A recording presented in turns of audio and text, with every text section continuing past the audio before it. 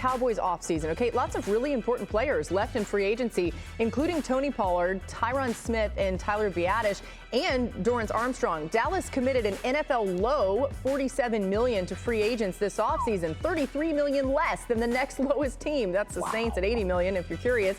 That includes Ezekiel Elliott and Eric Kendricks on one-year deals. They know they got a lot of people to pay, so they're trying to save some money. But Herm, in your mind, what does this all boil down to? Winning in the playoffs. And this team struggles when it gets to playoff competition. They win a lot of regular season games. If you look at this team, even this year, they're going to average, 12, 13 wins. Problem is, Dak Prescott is going to be the guy under the most pressure. His record in the playoffs is 0-2. I mean, so, he's only got 2 playoff wins, So that's not very good for a quarterback that has a team like the Dallas Cowboys. And so, Dak's feeling it, but this whole team's feeling it. Under the bright lights of playoff competition, and I've said it numerous times, the stars are very dim. They don't show up. They don't play well in playoff competition. During the regular season, they are fantastic. But when the playoffs start, just look at their record. It's the Cowboys. That's right. It is the Cowboys. 29 years now? That's the cry Jerry's hearing in the wilderness. It's been 29 years, Jerry. 29.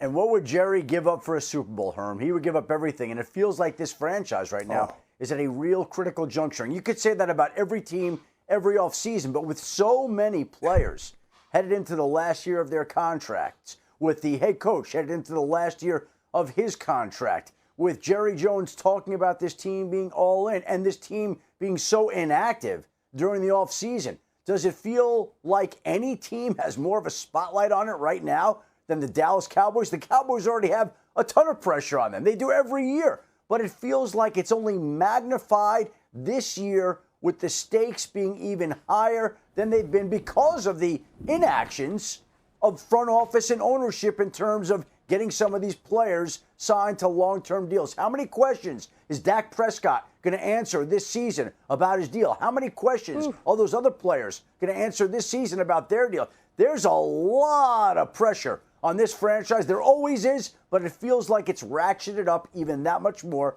this season. Yeah.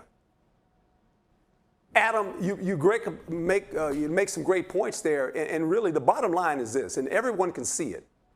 Either this team does what it's supposed to do when it gets to the playoffs, or it's going to be a brand new team. They're going to start over. They're going to start over, basically. I mean, that's what they're saying, and everybody sees it. The players know it. Every organization gets to this point at some time, and now they're there. They're sitting at it. They're looking at it in the face. And if these players need to come together, has nothing to do with the coach anymore, has nothing to do with ownership, just as players, and say, hey, man, let's get this thing done. Well, if they do have to start over, Herm, make us a promise that you're not the next head coach of the Dallas Cowboys. Too valuable to us here at ESPN. Draft Guy's got to talk here for a second about some of the rookies, though, because while there are a lot of very large You can't say that to an Eagle player. I'm sorry. Oh, that's right. My bad. That was oil and water, bad mixture right there by me. Wow. I failed chemistry back in the day. It all adds up right now, 20 years later. But on the young guy front, yes, Dak and CeeDee Lamb and of course, Micah Parsons looking for contracts. Notable names that people are all very familiar with. The Cowboys need some young, instant impact players as well, because for the first time in over a decade, they have a season-long question mark at left tackle. They've had Tyron Smith anchoring that spot since he was a 20-year-old rookie out of USC. They ended up using their first-round pick after moving back from 24 on Tyler Guyton from Oklahoma. He has immense talent. He has the chance to become a star at the NFL level. He's also a one-year starter in college, Laura, who played on the right side last year for Oklahoma. So you're changing sides of the line. You're stepping into a high-leverage position. Now, the Cowboys do have Tyler Smith, their star left guard, who they could play at left tackle. I get it. We're going to talk more about what happens in January, but in order to get there, you got to have a competent offensive line. And for the first time in a long time, there are a few more questions along that Dallas offensive line, specifically at that left tackle spot. Yeah, and if you think about what Adam's laid out here, the pressure that they may be feeling, the questions that Dak Prescott is going to be getting all season long, and the fact that he's got a left tackle that's trying to figure this thing out real time, it just takes you into the mode of this upcoming season that may be pretty crazy.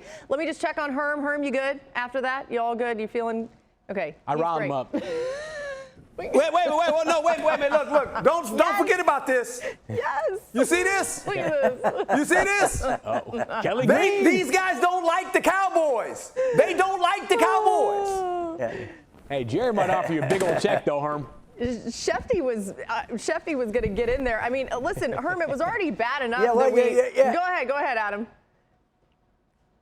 I was going to say, if Field is asking Herm, the former Eagle, about becoming the Cowboys head coach, that might be the journalistic equivalent of the fumble. Like, he's just not going to do it. Herm's not going there, right, Herm?